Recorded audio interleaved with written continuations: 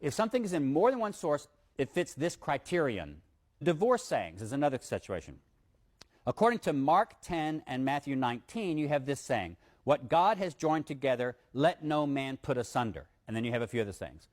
Clearly, Jesus, in this passage, is teaching no divorce for his disciples. No divorce at all. Period. None.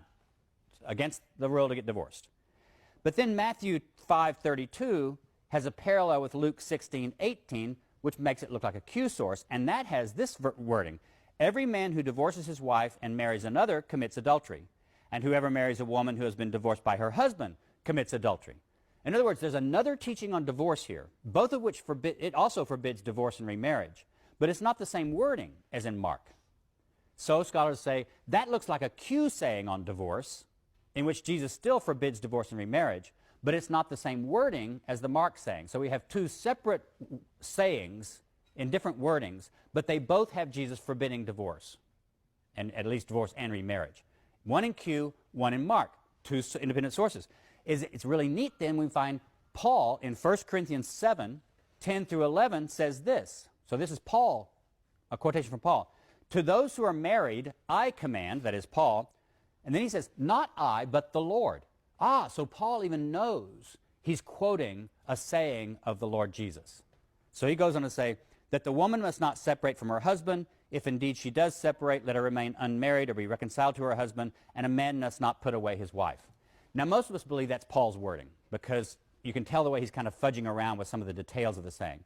But at least Paul gives a witness that he knows of an anti-divorce saying by Jesus also.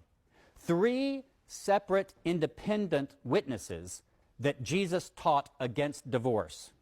One from Mark that Matthew copies, one from Q that both Mark, Matthew, and Luke have, and one from Paul. So that passes the multiple attestation rule.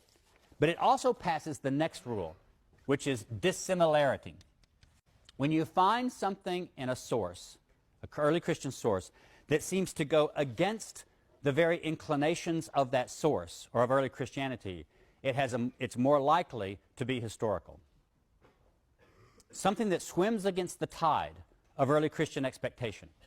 Now, why does the divorce saying is multiply attested? It also passes the dissimilarity thing because almost all of these authors, except for Mark, they both seem to know that Jesus prohibited divorce entirely, but then they go on to modify the rule a bit. Because, I mean, let's face it, people get divorced.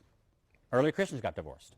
So Paul says, okay, well, you're not supposed to get divorced, but if you do get divorced, then you should do this. So the very writers who pass on an anti-divorce saying also fudge the saying just a bit, which shows that the saying is more radical than their own ethics are. In other words, the anti-divorce saying is dissimilar to the very practices of these early Christians. It's more radical than they are themselves practicing. And that's a clue that the saying itself goes back to the historical Jesus, according to this method.